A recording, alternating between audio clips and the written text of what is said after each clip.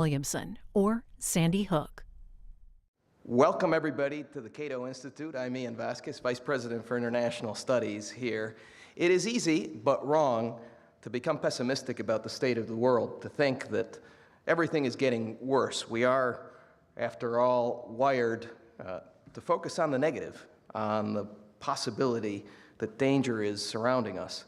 That's how humanity, after all, has survived for hundreds of thousands of years. And the news cycle emphasizes disasters, catastrophes, misfortunes of all kinds. Bad news sells. Politics itself frequently accentuates the negative, helping to shape our perceptions. But the world has changed dramatically in the past 250 years, and the change is a story of tremendous and unprecedented human progress that is ongoing today, and in which the facts speak with a single voice. Humanity has never had it so good. We are living longer, healthier, safer lives on an increasingly bountiful planet. By virtually any measure, human well-being has improved notably, as evidenced by large increases in lifespan, the collapse of world poverty, the fall in infant mortality rates, the rarity of armed international conflict, the increase in safe drinking water, literacy rates, education, and on and on and on. The gains have been especially pronounced in the developing world in recent decades, and the gap in well-being between the rich and the poor has been closing dramatically. But what if all of this is unsustainable? What if there are too many people consuming too much stuff and we are headed for disaster? Aren't we running out of resources whose supply, after all, is not physically infinite? The answers that my colleagues Marian Tupy and Gail Pooley give is a resounding no.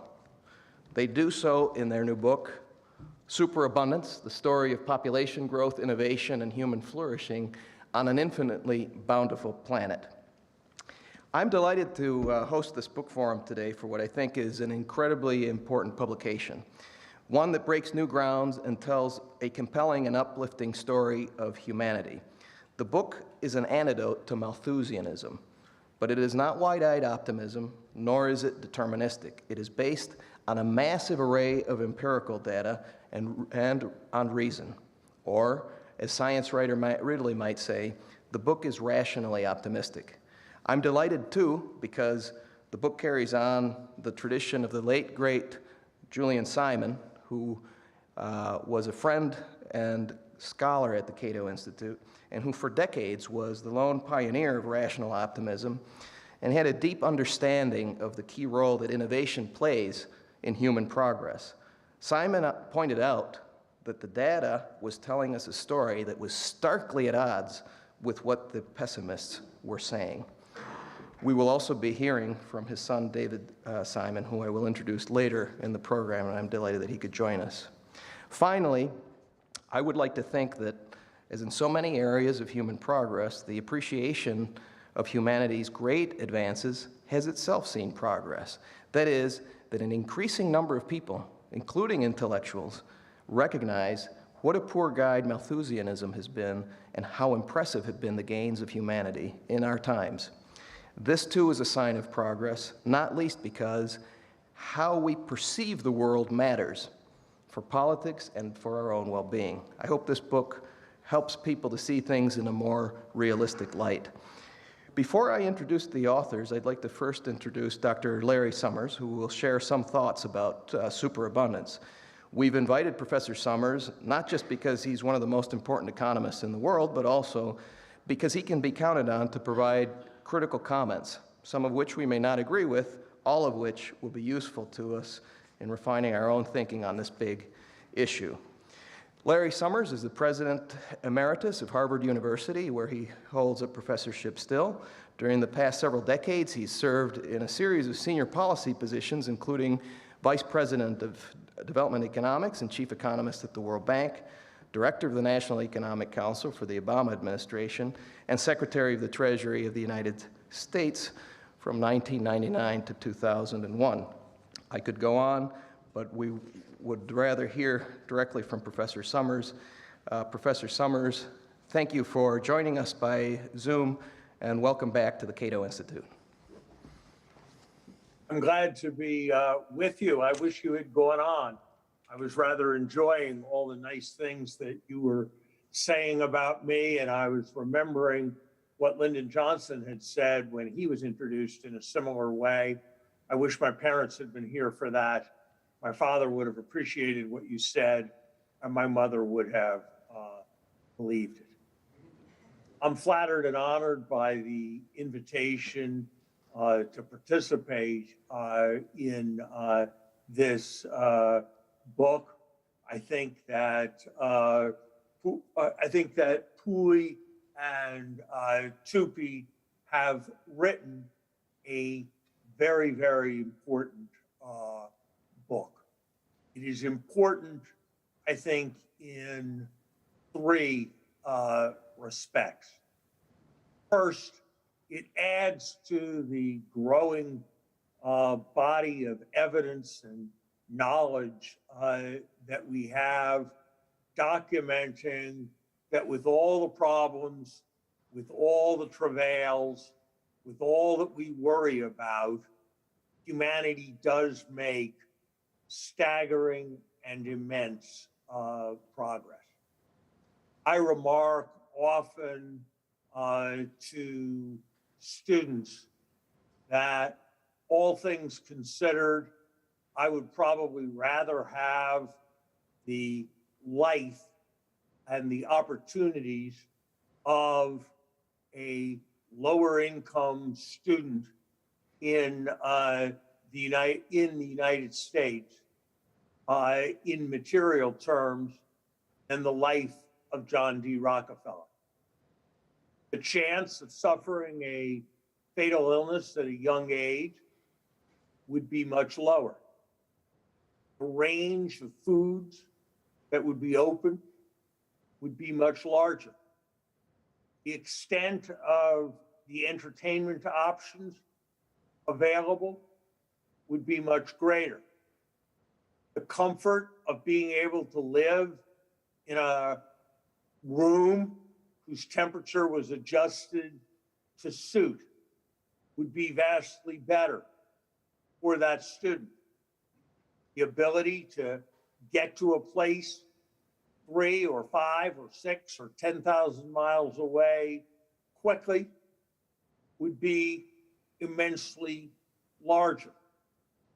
The number of things about which that person could learn would be far greater. The freshness, the range of foods that would be available to eat would be substantially more, and the comfort of the available clothing would be substantially greater. And so I think it is immensely important to recognize the kind of progress. And while this is a point that has been made by a number of others, I have rarely, if ever, seen it made as extensively and as thoughtfully and in as many spheres as it is made in this important volume. Second thing that I think is very, very important is the notion of time cost that this book passes. There's something slightly odd about using the notion of time cost in a Cato Institute publication, since after all, it was Karl Marx who put forward a labor theory of value and sought to explain the value of all things based on the extent of labor input that went into them. But I think it is a very powerful way of capturing the kind of progress that we have all observed. The truth is that an hour of labor translates into far more in the way of goods that provide necessities or satisfaction, services that provide utility, that has been the case at any point in human history.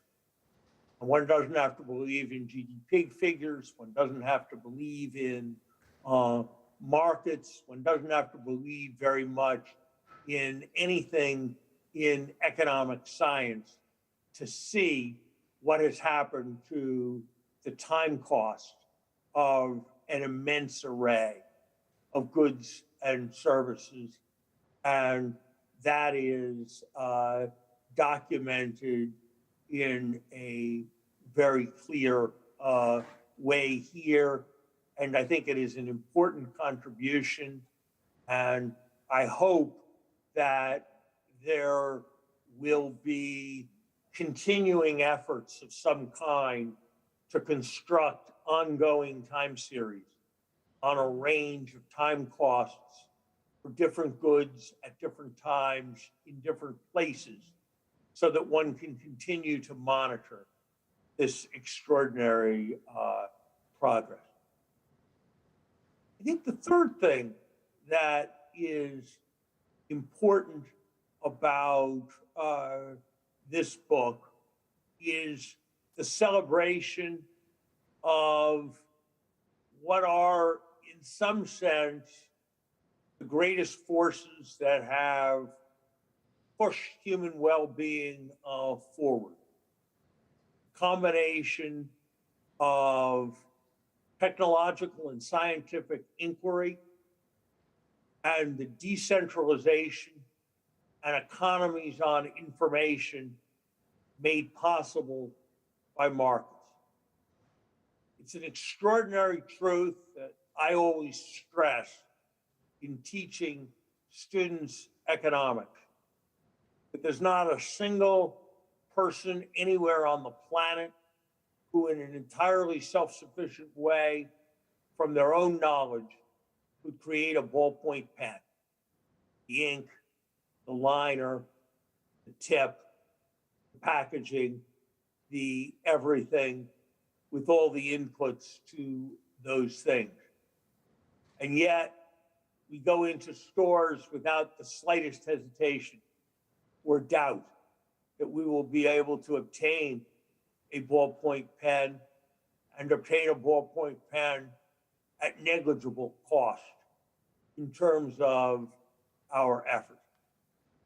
That idea that things can happen and progress can be made without central direction and without central plan is a crucial lesson.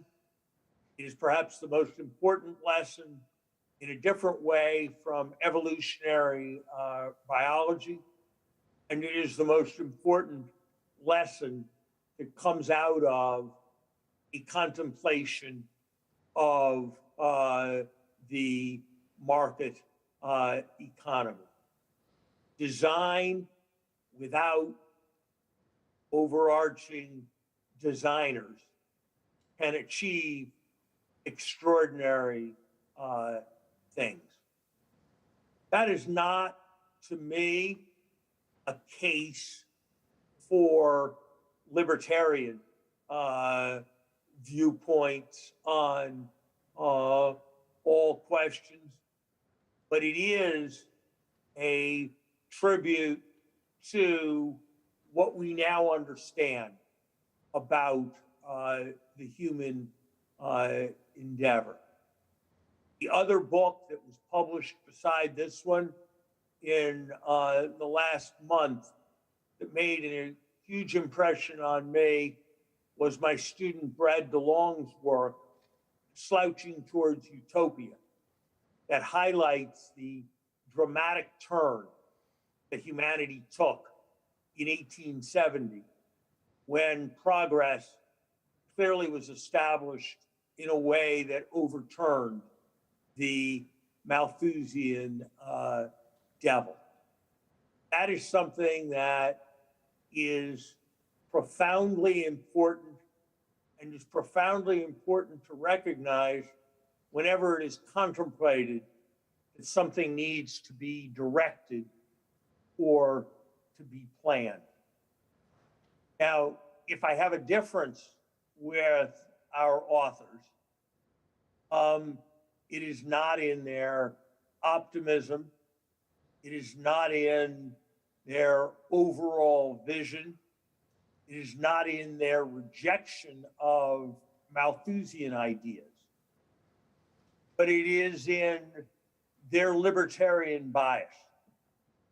To say that markets and science produce tremendous, incredible outcomes is not to say that those outcomes cannot be made better through collective and planned action.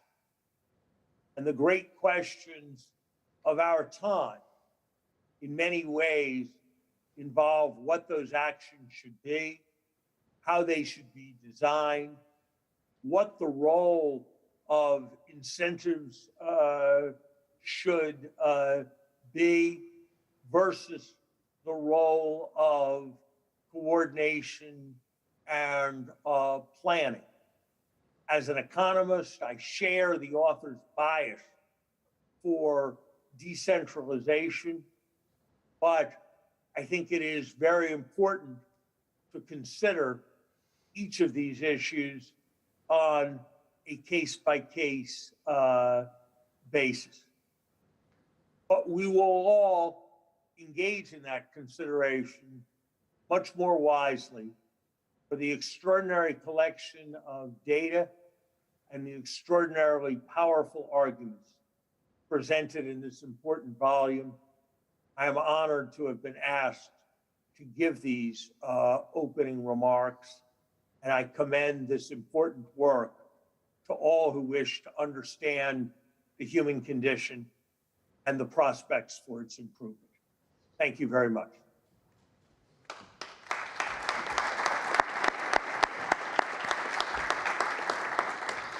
Thank you so much, Professor Summers, for those encouraging words and critical comments. I'm sure that others' parents are also proud of them if they heard those words today or later. And I'm sure that they also will have something to say about your comments. We'd like to go now to the first of the co-authors, my colleague Marian Tupy, who is a senior fellow here at Cato's Center for Global Liberty and Prosperity, and he's also the editor of humanprogress.org, of which this is a part of the project. I encourage all of you to go to humanprogress.org to see the whole body of work in that project. He is also the co-author of the annual Superabundance Index, along with Gail Tupy. Marian is, as I say, the co-author of today's book, and he's also a co-author of a book that we published 2 years ago called 10 Global Trends Every Smart Person Should Know, and many others you will find interesting, that also documents vast improvements in human well-being. It is a coffee table book, and I encourage you to buy these 2 books as a set. His articles have been published in the Financial Times, the Washington Post, the Los Angeles Times, the Wall Street Journal, and other important outlets. He received his PhD in International Relations from the University of St. Andrews in Great Britain. Please help me welcome Marian Tupy.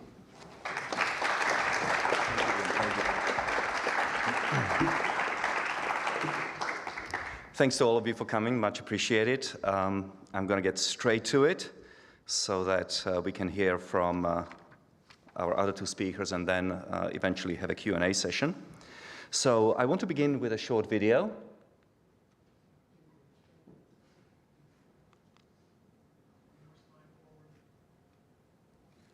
The great under-discussed factor in the climate crisis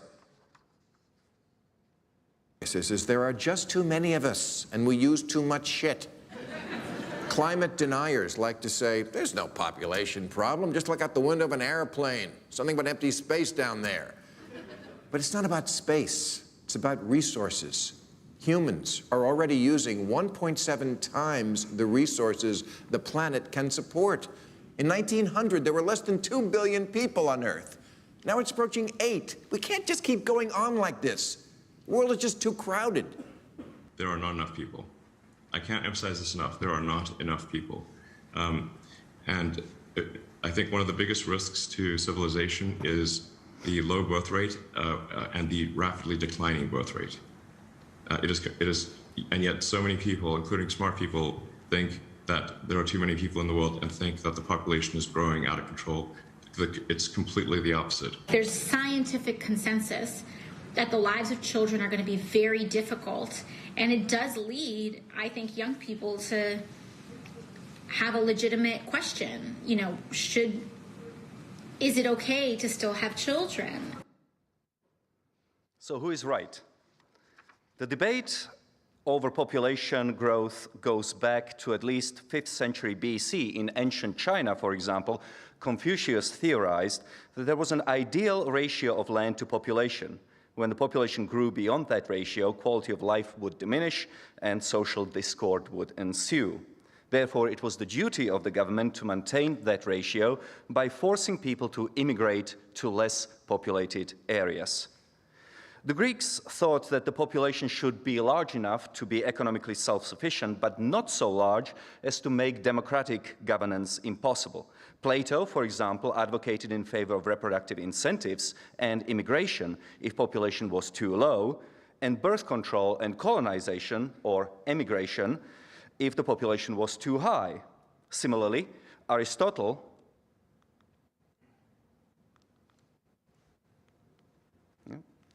we'll get there. There we go. Similarly, Aristotle worried that since cultivated land could not be increased as quickly as population could grow, it was necessary to abort or expose, i.e. leave to die, some children.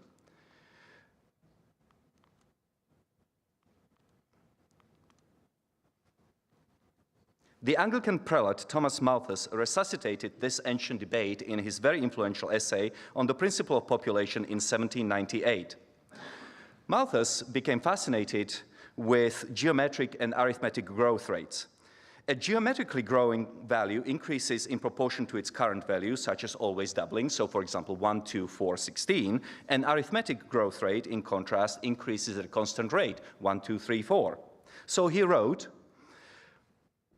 population, when unchecked, increases in a geometrical ratio. Subsistence, by contrast, increases only in an arithmetical ratio. A slight acquaintance with numbers will show the immensity of the first power in comparison to the second.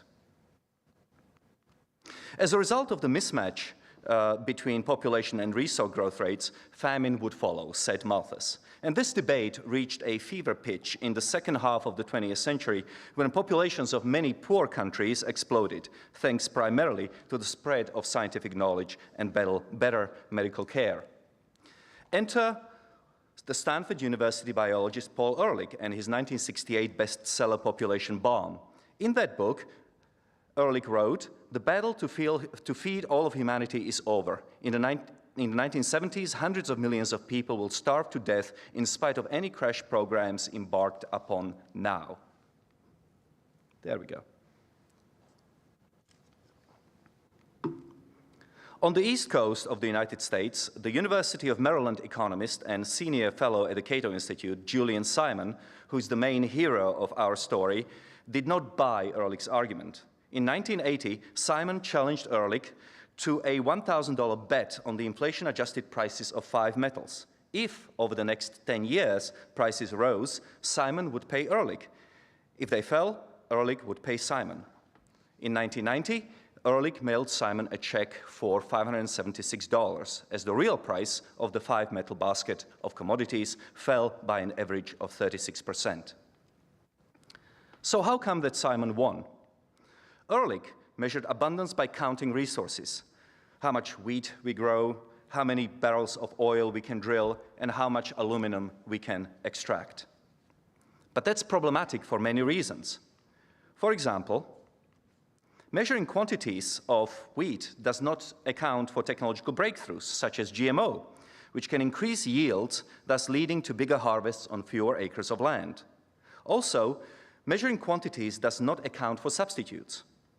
Oil-fired power plants, for example, have been largely replaced by gas-powered plants in recent decades. Moreover, quantities do not account for efficiency gains.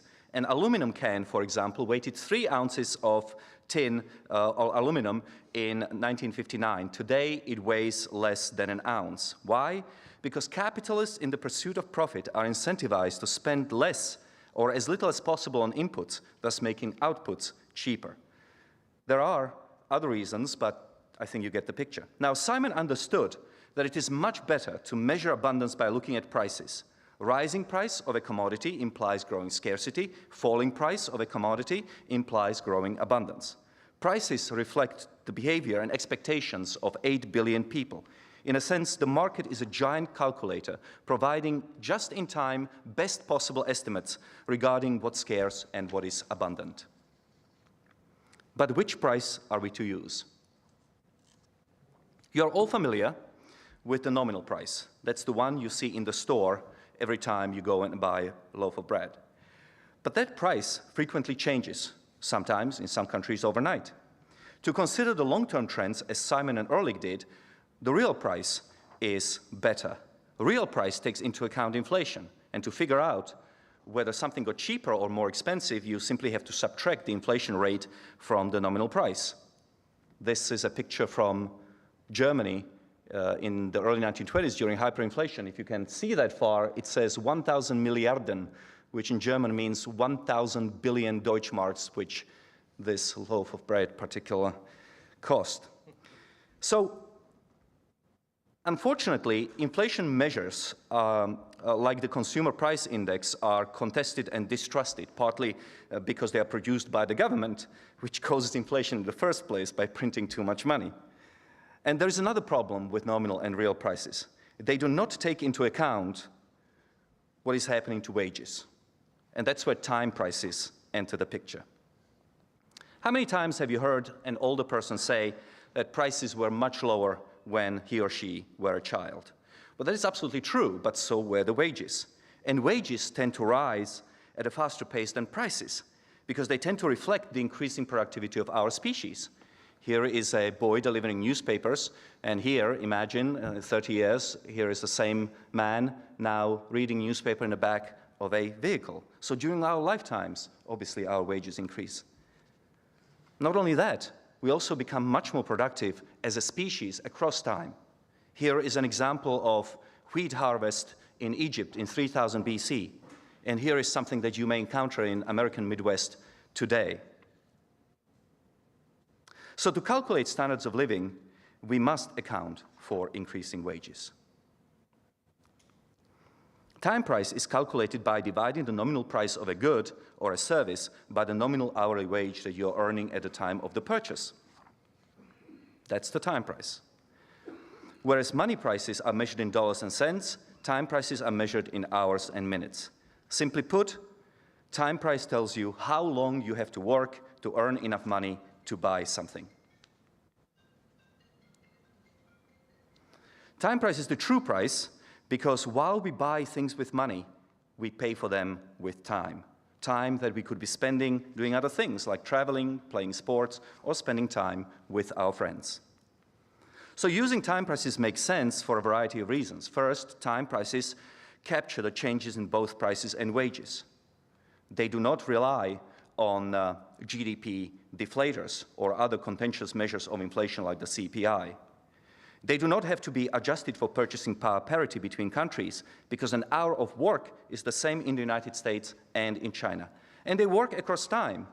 So it is possible to compare standards of living in the United States in 1850 and in 2022. And finally, time is an independent variable that's not influenced by external factors such as human perception or the environment. Time is universal and constant for general purposes. There is the little issue with Einstein's theory of relativity, but we don't have to get into that. And of course, time is equal for everyone has only 24 hours in a day. So let's look at a specific example. The nominal price, or price of bread, this statistic comes from the BLS, Bureau of Labor Statistics, was 50 cents.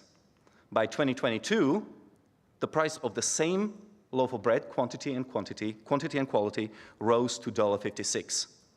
So based on that, we could conclude that bread got 212% more expensive. And very often when you open a newspaper, the newspaper will inform you that something has reached a peak price, something never before seen. But that's because they are talking about nominal prices. They have not accounted for inflation. When you account for inflation, you get to the real price. 50 cents in 1980 is equivalent to $1.81 today. And since we know that the price of bread was only $1.56, we can therefore conclude that bread got 13.8% cheaper. Now we go to the time price. Back then, in 1980, bread, as I said, cost 50 cents. But your typical manufacturing worker was paid $6.57 an hour, which means that he or she had to work 4 minutes in order to buy a loaf of bread. By 2022, the loaf of bread cost $1.56, but in the meantime, hourly wage of our manufacturing worker has increased to $26.87, which means that now he or she have to work only 3 minutes. And that means that bread actually got 25% cheaper. So remember that as long as income is increasing at a faster pace than prices, you are becoming better off in terms of time. So where does abundance come from? Well, we start with the overall population. The bigger the population, the more likely it is that it will produce an inventor who will change the world for the better. Like the Scottish pastor, Patrick Bell, who in 1828 developed an agricultural reaping machine that made wheat harvesting much easier. Bell's invention was then much improved by market competition over the next 200 years, leading to the modern combine harvester that helps to make supermarket shelves burst with wide varieties of affordable bread. Of course, large populations are not enough to sustain abundance. China has been the most populous country in the world for at least 2,000 years, yet until recently it was desperately poor. To innovate, people must be allowed to think, speak, publish, associate, and disagree. They must be allowed to save, invest, trade, and profit. In a word, they must be free, or at least freer than they used to be. With that, let me thank you for your attention and hand it over to Gail, who will actually show you the actual empirical data from our book. Thank you very much.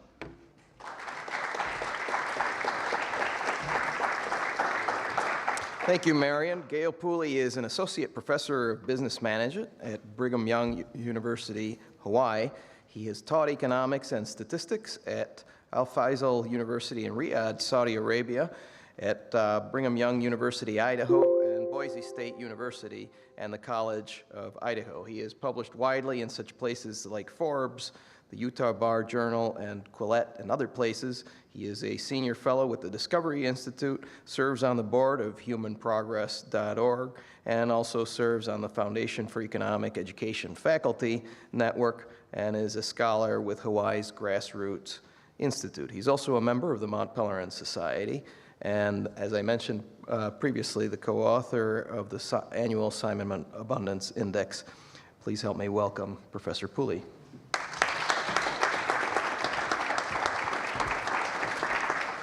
Well, thank you very much for coming out today. It's a great privilege to be back here at Cato. I'm especially honored to be here with David Simon, Julian Simon's son.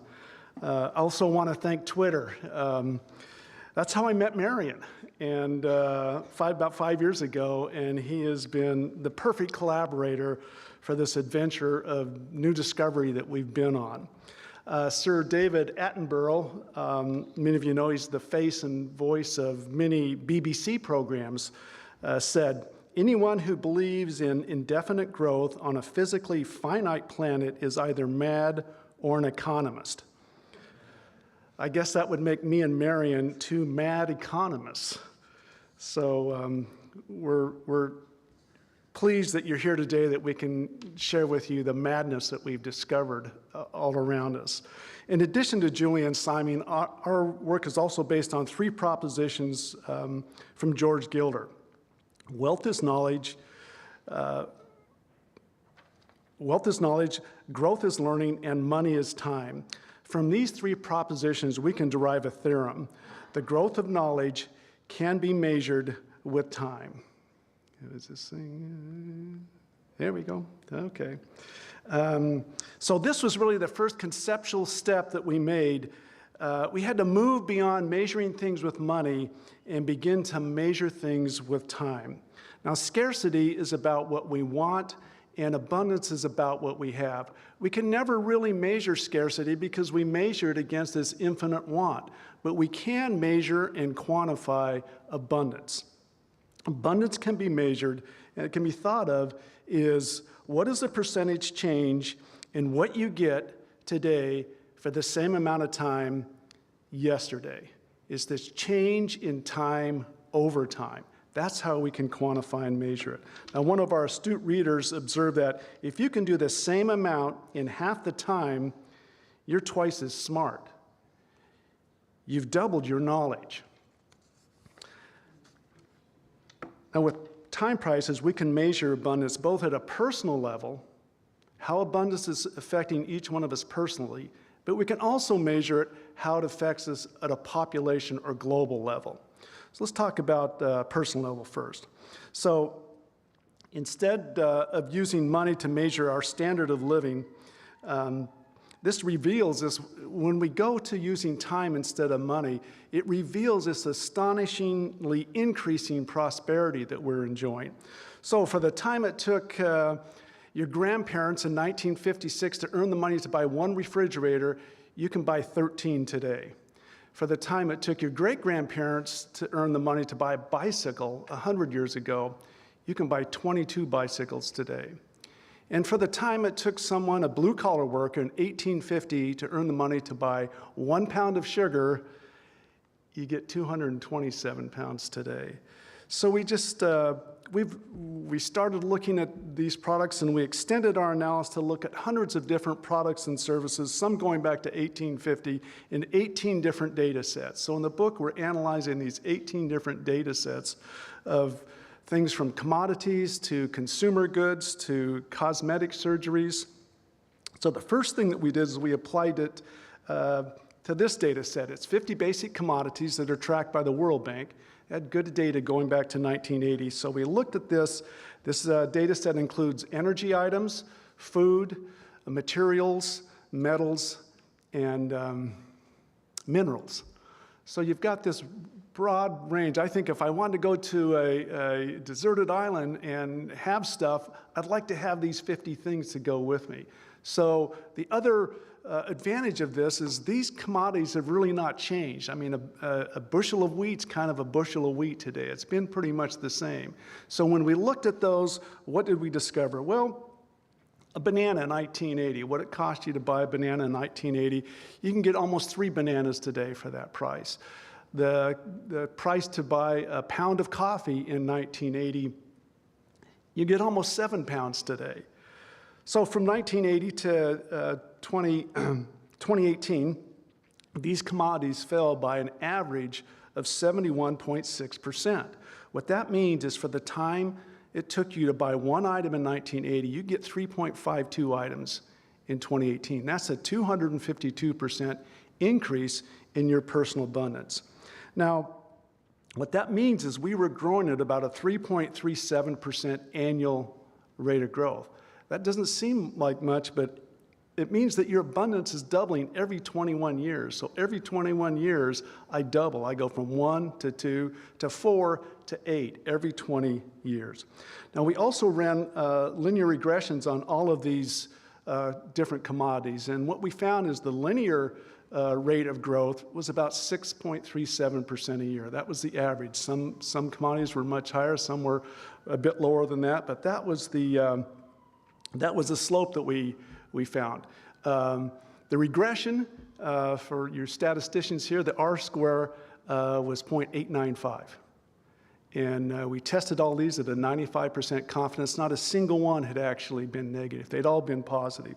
So we were very, very pleased when we found that this underlying trend, yes, we have these temporary periods where things occur and prices go up and down, but this underlying trend that we saw was very clear. All of them were positive, without exception. All of them were positive over this period. So, you know, back in the 1970s when Julian Simon had done his homework, he knew the data. He did the regressions. He knew how to do these regressions to discover these trends. That's why he was unafraid to bet on what the future was going to look like. We went back to 1960. Now, one of the issues is the further you go back in time, the thinner the data becomes, so it's a little more difficult. So we looked at 37 commodities from 1960 to 2018. We see the same kind of a pattern of this 3 to 4% growth every year. Now, we also found ourselves we got our hands on a 1979 Sears catalog. Some of you may remember what those look like. That used to be the Amazon of its day in 1979. So we pull this catalog out and we start comparing prices. We looked at 35 different products like toasters and dishwashers and clothing. And then we compared it to Walmart. What do you find if you go to walmart.com today and try to find something's very same product? Does Walmart have that today? And what we found is that the average for blue-collar workers, the time price had fallen by 71%.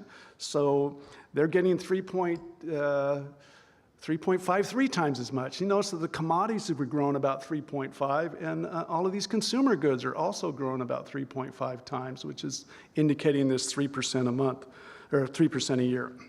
Then we said, well, let's see if we can go back further. We went back to 1919, and we pull up 42 different food items for both blue-collar and unskilled workers. And the average price decline was about 89.5%. The average time price decline, which means for the time it took you to buy one of these items in 1990, you get about 9.7, almost 10 of them today. So we're 10 times richer than we were basically 100 years ago. Now on the top of that list, were eggs. So for the time it took you to work to buy one egg in 1919, how many eggs? Let's do a little quiz. How many eggs do you think you could get today if you're a blue-collar worker? You get 36 eggs. You get 3 dozen eggs for the price of one. So, you know, even chickens are being innovative. It's like this innovation's happening all around us. We're able to discover these new ways to add knowledge. It's really what we're doing is we're adding knowledge to these atoms. We're making these atoms smarter. We're intelligizing atoms. Yes, we recognize that we live on this planet that's got a fixed number of atoms, but economics is not about atoms. Economics is about knowledge and the growth in knowledge. How do we add value to the atoms around us? Yeah, that's kind of our key insight that we think. So when we go back to 1850, unskilled workers today compared to 1850 have almost 28 times as much for the same amount of time. If you're a blue-collar worker, you have about 58 times as much. So we've had this phenomenal increase. What we realize is things used to be really expensive. They used to be really expensive. So now let's talk about resources and population, because this is really where this argument kind of goes back to. Is what's this relationship? Now, Elon Musk, he raised eyebrows when he made these remarks about, we're running out of people. And he talks about, smart people think that we've got too many people. And he said, it's completely the opposite. He said, please look at the numbers.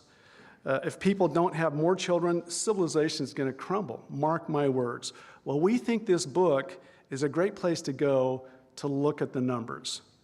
Now, to understand the difference between the personal level and the population level, I want you to think about pizzas. Now, the personal resource abundance is how large is your slice, and the population abundance is how large is the pie, okay? How large is the pie? So we can calculate population level abundance by simply taking how many slices do we have, multiply that times how many people do you have, and that will tell you how large the pie is, okay? All right, so we can illustrate this with a little chart. So let's draw this chart, and we'll put population on the horizontal axis, and we'll put personal resource abundance on the vertical axis. And let's think about 1980. We'll set this to 1980, index the population or the size of the pie in 1980. There's what it was. So it's this 1 by 1 box. Now let's draw another chart and do 2018. So we start at 2018, and two things happened, right? First of all, what happened to personal abundance? Well, when prices drop by 72%, personal abundance goes up by 252%. Instead of 1, you get 3, 3.5. But at the same time, you also had population increasing. Population increased about 70%. So you get that movement as well. So you see how we're growing from both dimensions? So the size of that box is about 6.02. So you went from 1, 1980, let's overlay 1980 on 2018. You go from that little red box to the green box. The difference there is that percentage change, about 500%. So on a global scale, we're experiencing this compounded annual growth rate of somewhere around almost, what, 4, almost 5%, which means every, 14 years, you're going to double abundance. Once again, when we think about prices, if you've got a price here and you double population, but the price remains the same, what does that tell you about the abundance of that item?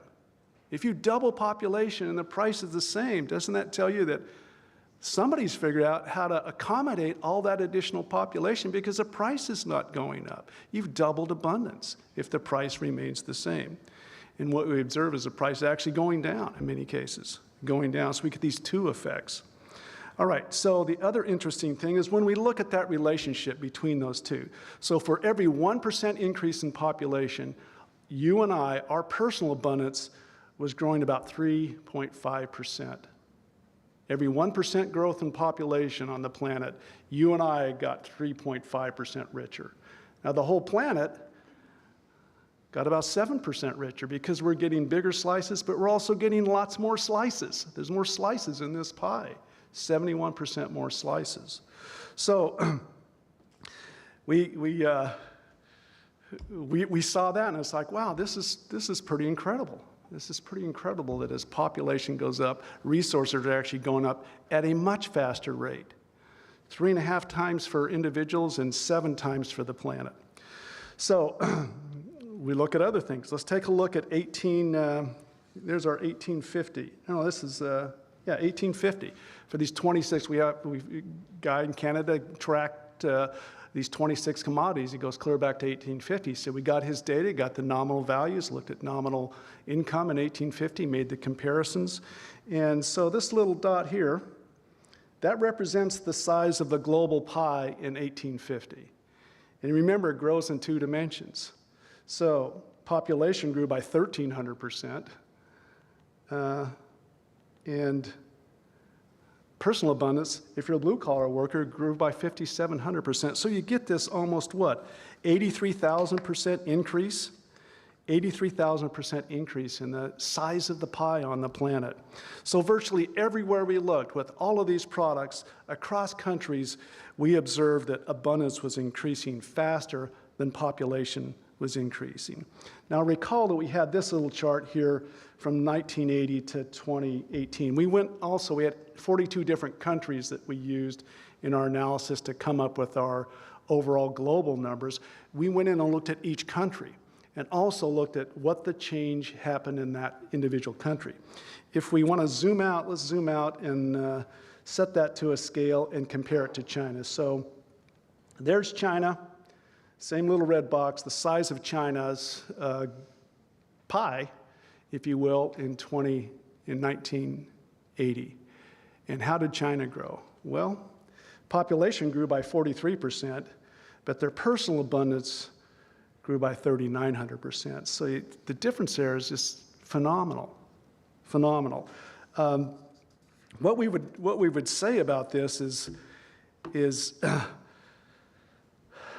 every 1% increase in China's population corresponded to this 131% increase in their personal resource abundance. And China's growing more people, but what were they really growing over this period? They were growing more freedom. They were giving people the freedom to be able to have some rights and markets. And part of what we believe is this equation that we think about when we're thinking about this growth and prosperity. It's a function of population and freedom. When people are given freedom, suddenly they can lift themselves out of this poverty. So we think that we're much better off if we compare ourselves to who we were yesterday, not to who someone else is today. And time prices allow us to do that. Where were you 40 years ago? You have to be 3 to 4 times better off than you were 40 years ago. You really do. Now, this obsession on income inequality is really at this kind of dead end because no matter how you compare yourself, how good you are, there's always somebody that's better. You always look like a loser, right? But if you compare yourself to yourself or your grandparents or your great-grandparents, you're always a winner, right? That perspective of comparison is really key to understanding how far we have come. We are much richer. Now, instead of income inequality, we like to think about time inequality. Now, every one of us gets 24 hours in a day, but how do you use your time? Now, Elon Musk is like 1 billion times richer than I am, but you know, he doesn't have 1 billion times more hours in a day. He's got the same time that you and I have. And no matter how rich you are, you cannot buy more time. 1960, a person in India spent 6 to 8 hours a day just working to earn the money to buy their food for that day. Today, it's less than an hour. So that person has got 6 more hours in a day to be able to do other things, to be creative, to learn, to pursue. It's got to be a great thing to consider how people are able to spend their 24 hours today and how much we are very much equal in terms of how we are able to do that. Yeah, we have a difference in income, but what is the time difference between you and I and other people on the earth in terms of what kind of time we have to devote to the things that are important to us? Do we have that choice today? Now, recall that Julian Simon and Paul Ehrlich both agreed that hang on. They both agreed that there was this relationship between population and resources, right? Now, Ehrlich argued that as population increased, these resources become much more scarce. Julian, on the other hand, said no, as population increases, these things would become much more abundant. Now, Ehrlich based his argument on Malthusian theory. Simon, on the other hand, based his argument on facts. And as Art Laffer has made this really interesting comment, he says, without data, any theory can be true, right? Without data, any theory can be true. So what did we find when we went back and looked at our 18 data sets? Well, we found that they were all up here. Every one of them were up there. Resources were growing faster than population was growing. So if you do find something down in that red zone, it's probably something that's being controlled by the government. The supply and or the demand is being controlled by government, and it's becoming maybe less and less abundant. But everything else seems to have this increasing abundancy. Now, we recognize that past performance does not guarantee future results, but past performance is pretty darn good. And we got this stack of data that says, look, we should be pretty confident in the future that when you increase population and freedom, you can expect this kind of flourishing of abundance. Now, Alexandria said, is it okay to have children? Now, we answer that question with absolute yes, absolutely. There's never been a time on the planet. We don't want her to have. Yeah, we probably don't have to worry about that.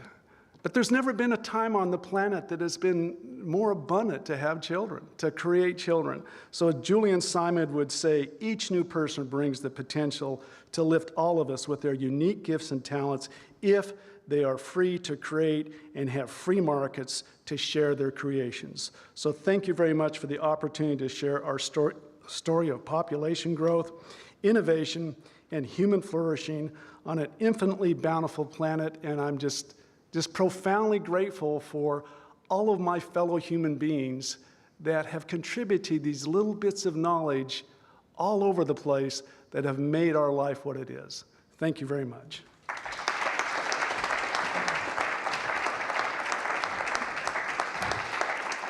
Thank you, Gail. And the reason it's called superabundance is because the abundance in resources is increasing at a greater rate than the increase in population. We now have time to hear from David Simon, who has graciously agreed to share a few words about his father, who is very much the pioneer, the inspiration of a lot of this work. David Simon is a senior fellow at the Washington-based Committee to Unleash Prosperity, and he's a lawyer in Chicago.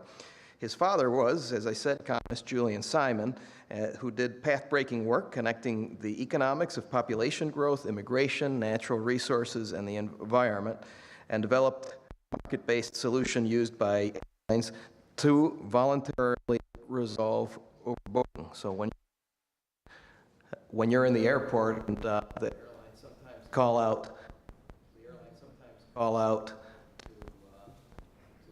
to not to see if you want to change your seat for another flight. This is an innovation, the auction innovation that Julian Simon came up with. With his father, Mr. Simon co-authored articles concerning the economics of state liquor distribution systems and the effects of state regulations on liquor prices. Mr. Simon is a graduate of Johns Hopkins University and an honors graduate at the University of Wisconsin Law School. Please help me welcome David Simon.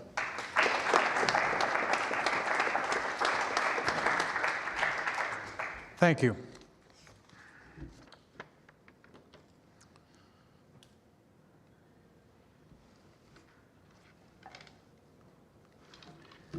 To the memory of Simon Kuznets and Friedrich Hayek, and also for Milton Friedman, their younger colleague. That's the dedication to my father's book, The Economic Consequences of Immigration. I mention this because my father would have treasured Marion's and Gail's new book because it makes excellent contributions to economics of the kinds that led my father to admire the Nobel Prize winners I just mentioned, Hayek, Friedman, and Kuznets.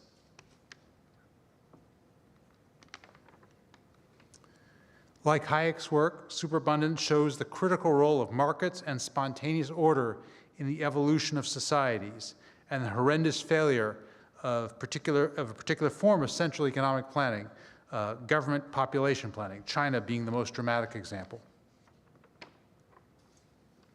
Like Friedman's work, Superabundance shows through its empirical analysis of the connection between population growth and resource availability, the importance of elevating empirical analysis over theory. In other words, sort of something that Gail just said, the data matters. Kuznets made crucial contributions to the development of national income measurement. He's the man who helped us figure out how to calculate gross domestic product, for example, and did important work on the early work on the economics of population growth. Superabundance also has contributed to economic measurement, the Simon Abundance Index, time prices, time price multipliers, and price elasticities of population, all things they talk about in their book. Superabundance also reminded me of my father's somewhat tongue-in-cheek line about the difference between sociologists and economists. Sociologists, they would ask, does something matter? Economists, on the other hand, ask, how much does it matter? Superabundance answers many different aspects of this question in great detail, in great depth. Superabundance continues to vindicate my father's explanation of the central mechanism of human progress.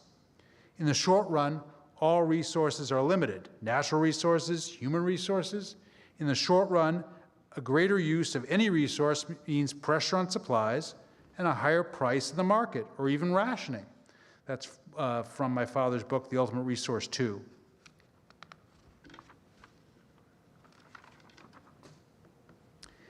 The longer run is a very different story than the shorter run. The standard of living has risen along with the size of the world's population since the beginning of recorded time. And with the increases in income and population have come less severe shortages, lower costs, and increased availability of resources. There's no physical or economic reason, he wrote, why human resources and enterprise cannot forever continue to respond to impending shortages and existing problems with new expedients that, after an adjustment period, leave us better off than before the problem arose. Adding more people will cause us more problems, but at the same time, there will be more people to solve these problems and leave us with a bonus of lower costs and less scarcity in the long run. In other words, we become better off than we were before the problem existed. Excuse me.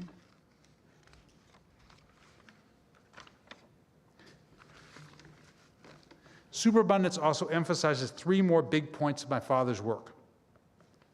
Number one, there is only one important resource which has shown a trend of increased scarcity rather than increasing abundance. The resource is the most important of all, human beings. There are more people on Earth now than ever before, but if we measure the scarcity of people the same way that we measure the scarcity of other economic goods, how much we must pay to obtain their services, we see that wages and salaries have been going up all over the world in poor countries as well as rich countries. Number two, the main fuel to our speed of progress, he wrote, is our stock of knowledge, and the brake is our lack of imagination. The ultimate resource is people, skilled, spirited, and hopeful people who will exert their wills and imaginations for their own benefit, and inevitably they will benefit not only themselves, but the rest of us.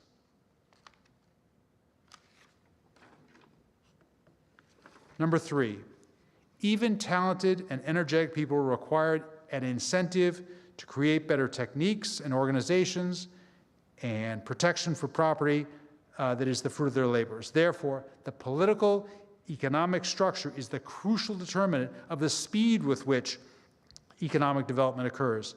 In the presence of economic liberty and respect for property, population growth causes fewer problems in the short run and greater benefits in the long run than where the state controls economic activity.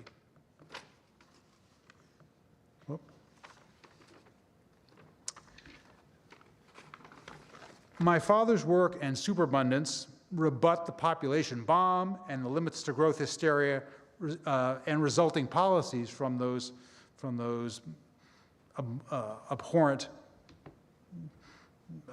books and theories. They were based, those were based on unfounded models, they were contrary to the data, and they caused so much harm to human freedom and abundance. Today, global warming and climate change hysteria policies like Joe Biden's and John Kerry's policies to end fossil fuel production and use similarly are based on unfounded models, are contrary to the data, and are causing harm to human freedom and abundance. Two recent examples.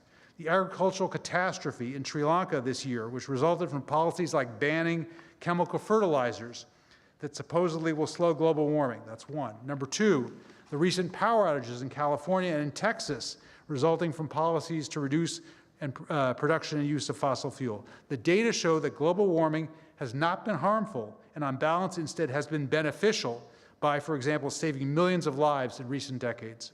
For those interested in my short articles on this topic, a page and a half, 2 pages, that continue my father's work, please see my website, www.D as in David, M as in Max, S as in Simon, writings.com. Thank you, Barian. Thank you, Gail. Thank you to the Cato Institute for giving us superabundance.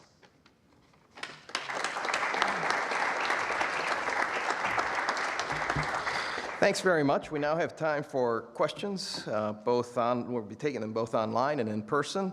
The online audience may join the conversation and submit questions directly via the event webpage, Facebook, YouTube, and on Twitter using the hashtag Cato Events.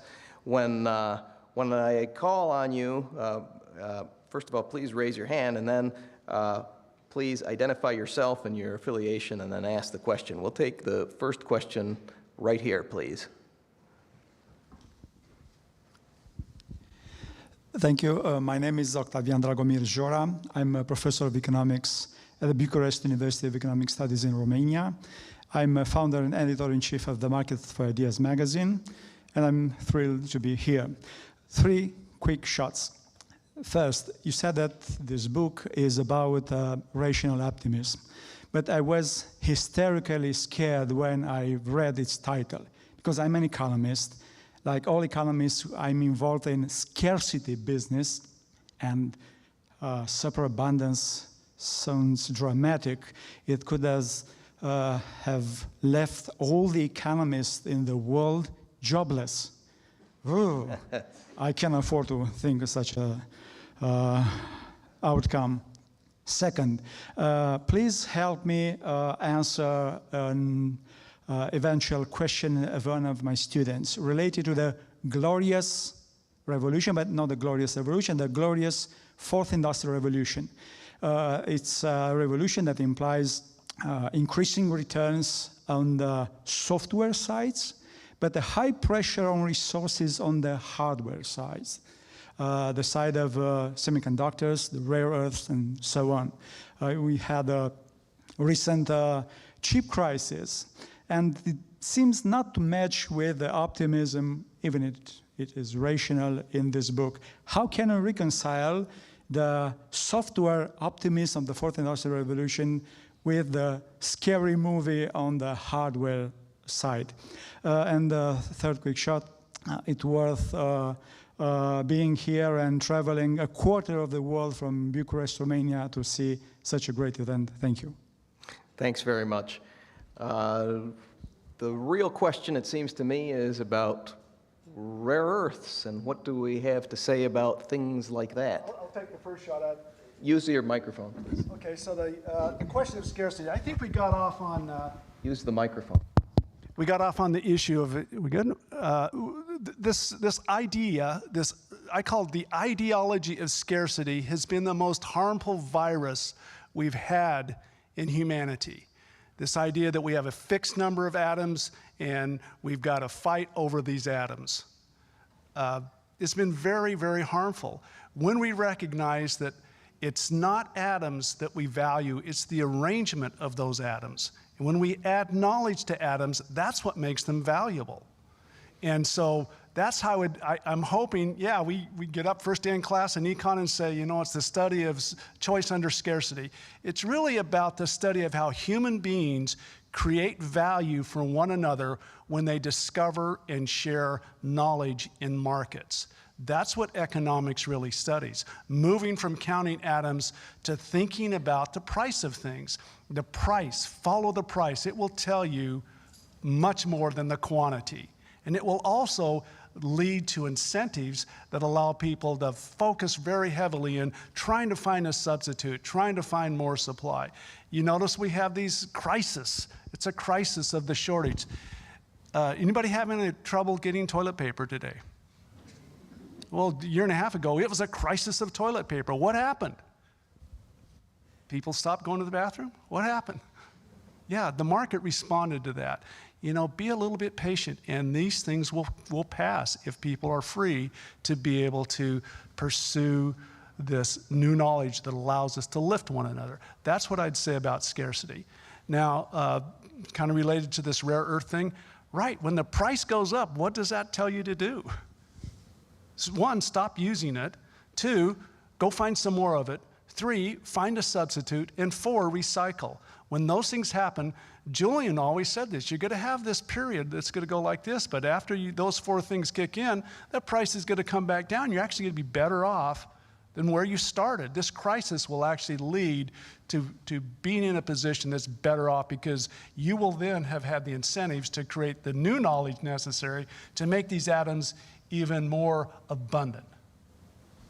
My favorite example of subsidy or when you exchange one commodity that you're using for another has to do with electric vehicles. Right now, you know, the world seems to be moving toward more electric vehicles which need batteries. Batteries are powered by lithium-ion batteries.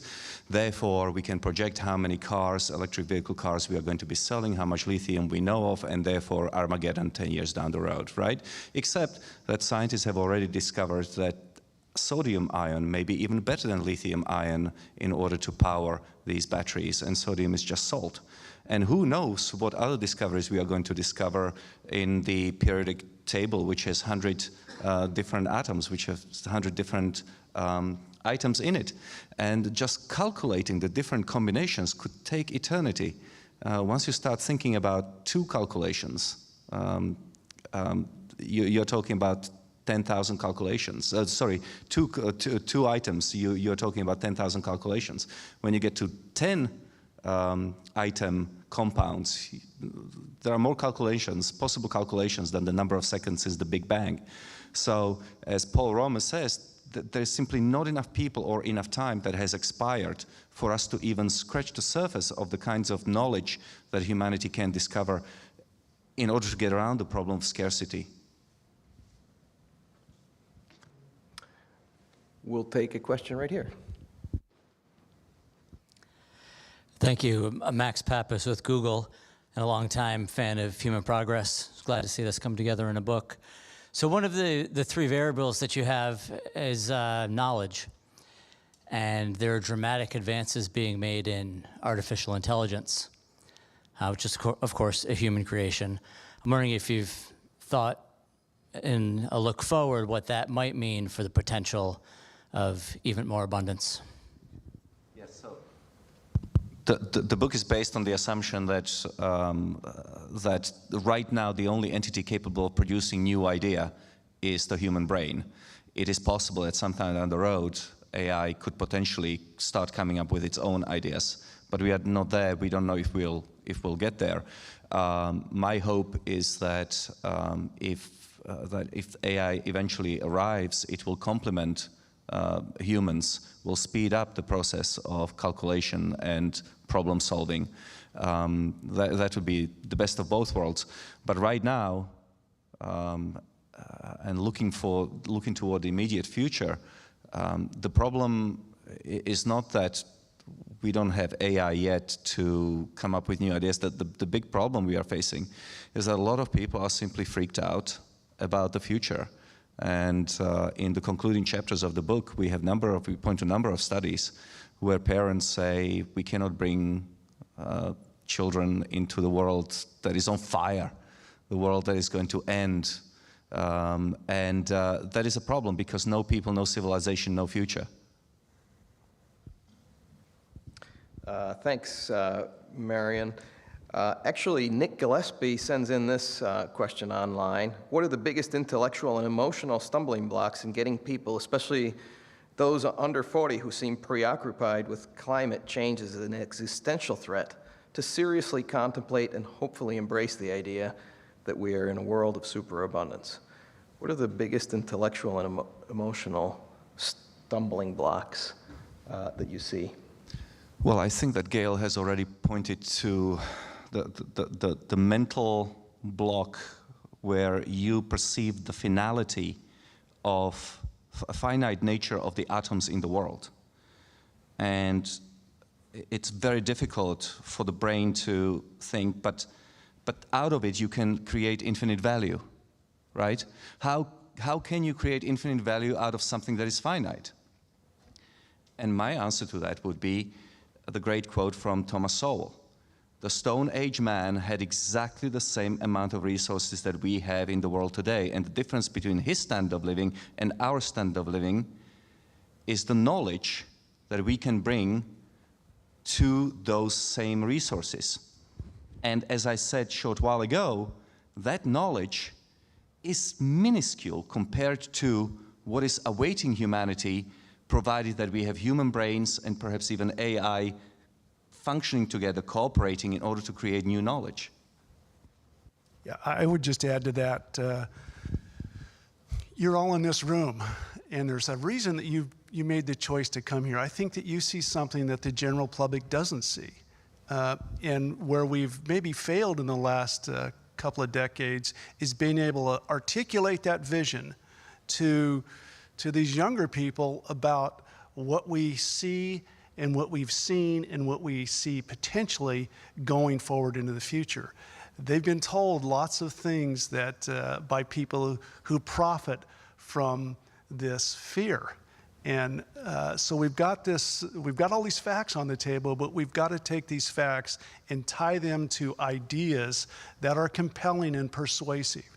That's what we've got to be able to do. Now, it happened, Ian and I were talking about free to choose. This, if you remember Milton Friedman in this series, it's like, that was very, very persuasive. And it persuaded me when I was 21.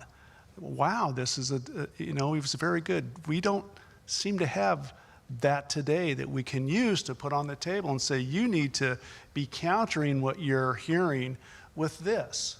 So hopefully, we can do something on that order. I want to say one more thing on this subject, and that is that even though young people, all people, are constantly surrounded by technological change, and often we complain about the speed of technological change, when it comes to solving our problems that still remain, somehow human brain simply considers technology to be static. We do not understand that technology is actually dynamic. So if you are using product X or food item or a mineral, we simply assume that we are going to be using it until we run out of it, and then it's all over. But once you understand that there is this that technology is dynamic, you will understand that there are all sorts of ways in which you can get around the problems of scarcity, provided you are free to innovate. And this is very important, that we shouldn't be prevented from innovating by precautionary principle and other government idiocies. We have a question on this side. We'll take it from this gentleman. Hi, Ian. Dan Martinez, formerly with the State Department, now with a law firm in Texas, Houston, Texas. I spent 20 plus years promoting U.S. commercial competitiveness in the global economy, trade investment area. And I guess my question is, how does globalization, global trade investment factor in to your analysis, and specifically with regard to China and this trade war, trade differences that we have with China? How does that factor in? If we begin a process of de-accelerating globalization, how do you see that playing out? Well, what I would say is, back to this definition, wealth is knowledge, and anything you do to prevent the creation of knowledge, by definition, is going to prevent the creation of new wealth. Now, when we limit our ability to have communication with anybody else on the planet, we are effectively limiting our ability to discover new knowledge and share that knowledge. So I would say that in general, the specific details with countries, we know that we have other issues besides economic growth that we're concerned about, the political, the military, those issues. But fundamentally, when you've got 1.2, 1.3 billion Chinese that have this small measure of freedom and rights, look at what they've been able to accomplish that's really blessed the rest of us. Our lives over the last 40 years have become immensely better because of Chinese entrepreneurship and China's freedom to be able to innovate and share their innovations with us. Do we want to have that thing continue? I think we do. And then in terms of the ability that we have to share these ideas across the planet, when everybody's got a smartphone, everybody's connected to the internet, everybody is able to tap into the existing knowledge and add and grow to that, that's also got to be phenomenally positive for this forward ability to now discover and grow knowledge. So this potential is really infinite. The question is, are we going to be able to politically be able to manage that in such a way where we treat people with this dignity and respect that we should all have here on this planet, because we don't know who is going to be able to be that next contributor. Who is the next Steve Jobs? Where is he or she or they? And so it really leads us to this idea of, we've really got to advance this idea of human freedom. If we want prosperity, human beings have to have freedom all over the planet. That point is incredibly important, and it highlights the fact that the diminishment of freedom anywhere in the world is a diminishment of your own freedom. Because if we can't actually interact with, by the market or exchanging ideas with people in another part of the world, our own freedoms have been reduced. Not to mention the human progress that comes out of that interaction. So that's a key, I think, to understanding the Superabundance book. At bottom, this is an idea where dignity and respect of the individual is taken seriously. Let's take a question here.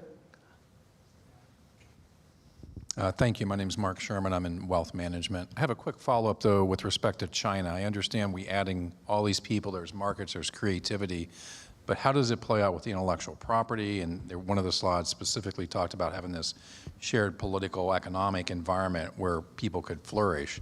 Doesn't that diminish some of that in some ways as well, if everyone's not playing by the same rules, so to speak, globally? Well, David's the lawyer. All I would say is if you go back and look at what we did in the US in the 1800s, we were over in the UK stealing all their stuff. Yeah, intellectual property is very key to incentivize individuals to be able to go out and create wealth.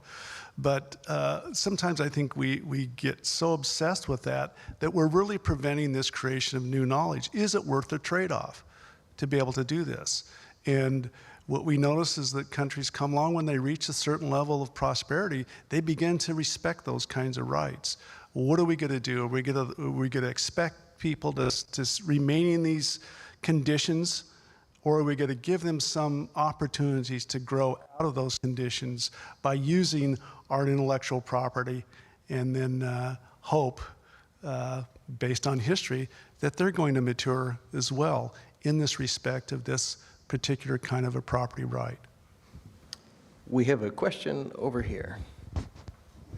Kevin, I'm concerned about the AI that China is using to repress the people there. I don't think they have that much freedom. So how do you prevent the science from being used against people like in China? And I liked your counterpoint.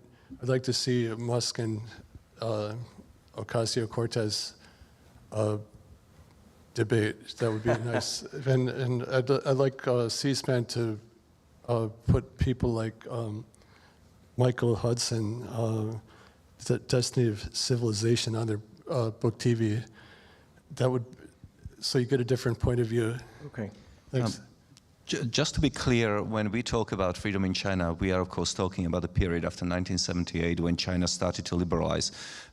Nothing we say should sort of be read to think that we consider China to be a free country. It is not. And in fact, it's been becoming less free after 2012.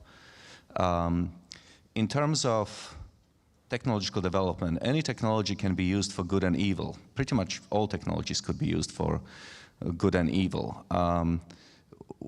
Where you stop, or whether you should stop, that is obviously a conversation that is being had by people much smarter than me.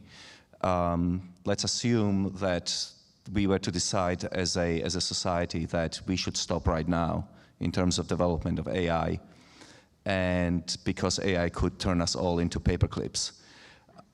Well, okay, what if there is a new pathogen coming down the road that could wipe out humanity and could be resolved through further technological advance, including AI?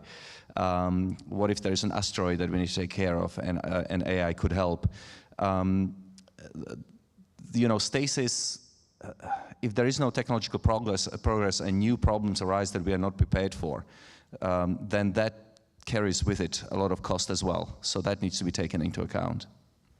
We have time for at least one more question. I want to take one online from an anonymous audience member who writes, do statistical representations of productivity, product, and resource availability take into account global inequity in the distribution of wealth and access? Agglomeration of measurements tend to discount the poor and disadvantaged. I think that Gail Pooley talked a little bit about that in his presentation, but what about what you have to say with respect to superabundance and inequality? Yeah, I think our first data set that we looked at, these 50 basic commodities, you know, if you're poor, you're spending a much higher proportion of your income on those basic food items. So if you see innovation occur there, the poor are the primary beneficiaries of this innovation that's happening. If you go from spending 7 hours a day to an hour a day to just to be able to feed yourself, that is phenomenal progress. And once again, the inequity with income, I think we go down that road and it's a dead end, because we're always going to have this income inequity. The question is, what do you get to do with your next 24 hours of your life? That seems to me to be a much more important question. And what we see there is people are much more equal, becoming much more equal to one another in terms of the amount of time that we have to devote to these levels in the Maslow hierarchy that are above this physiological level. If you're not hungry, you can do lots of things. And fewer, we still have great hunger on this planet, no question about it. But fewer and fewer of us are facing this kind of hunger. And that has these two benefits of being able to now give people this time that they need during the day to do other things, to learn, to grow, to be able to discover, to be able to create. And that ability to do that makes us all really much more equal. Once again, Elon Musk has 1 billion times more net worth than you and I, but does he really have 1 billion times more hours in a day? No, he doesn't. The time that he devotes to his efforts during the day is really not that much different than the time you and I do, really. So that's what I'd note on that one.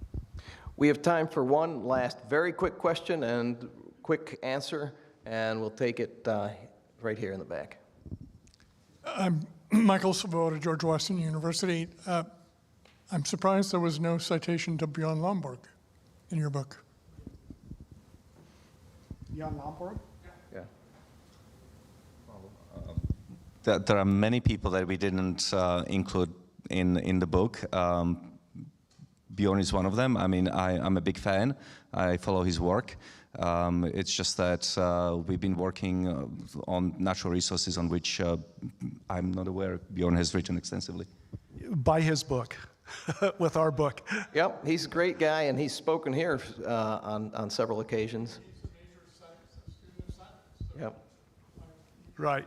So we recognize his contributions, his early contributions, the Skeptical Environmentalist, what was his first book? Great book that, once again, used facts to be able to challenge the theory at the time. And I think it's also very important when Thomas Sowell is asked, how come you became, you're a Marxist and you studied under Milton Friedman and you were a Marxist. What changed your mind? And he said, facts. Facts. So facts can be difficult because there's not the emotion associated with facts that sometimes those folks on the other side are able to use. But I think it's key that we're able to put these facts on the table and say, look at this perspective. This is the way you need to think about your life. Bjorn's done a great job with that. We hope that our book makes a similar contribution. Yeah, we hope that this book will provide the facts and the arguments to help change people's minds and contribute to this debate in an important way. I'm afraid we've run out of time. I want to thank all of you for joining us today. And I especially want to thank Larry Summers, the authors of our book, and David Simon for joining us. It's been a great event, and I encourage all of you again to buy this book. Those of you who are here, we will be having a little reception in the Winter Garden on the first floor. Thank you again to everybody.